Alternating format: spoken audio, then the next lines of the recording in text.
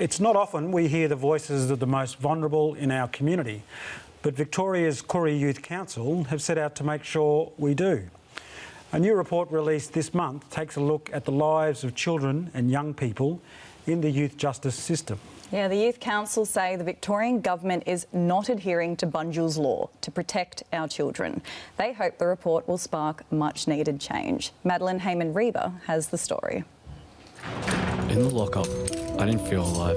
This story is just one of the stories you'll find in a new report by the Koorie Youth Council, which has been making waves in the area of youth justice. I couldn't relax in a concrete box, scared of punches, rape, isolation.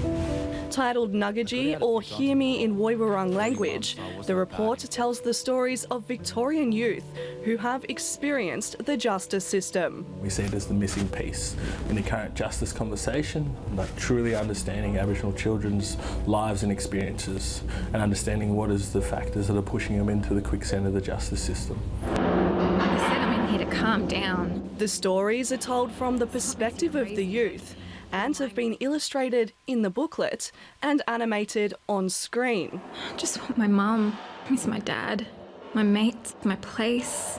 I need to feel the sand on country under my feet. Close my eyes and pretend I'm there. Walls closing in, mind crashing. I'm nothing. I'm alone. No one gives a shit. One of the stories in the Ngaga-dji report talks about how one young woman was placed in out-of-home care, and when she was placed in out-of-home care, she wanted to see her grandmother, who was her carer and her caretaker, and so she was actually arrested for wanting to go and see her grandmother.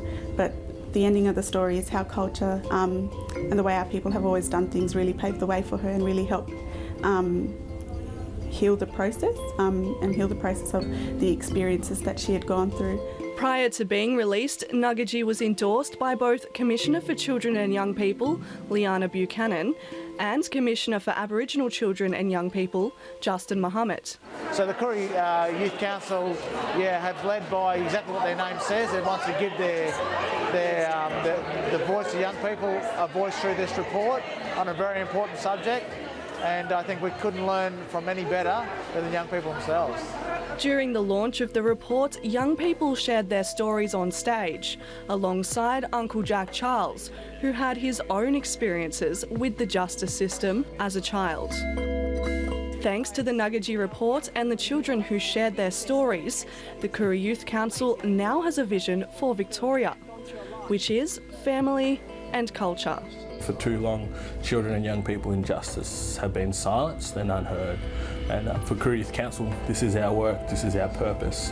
And it was truly stood with us, and we spoke to every single young person and child that contributed to this report, and their vision for a justice system that treats young people and children as children was the necessity that's needed in all of our work, but in particular in the justice system.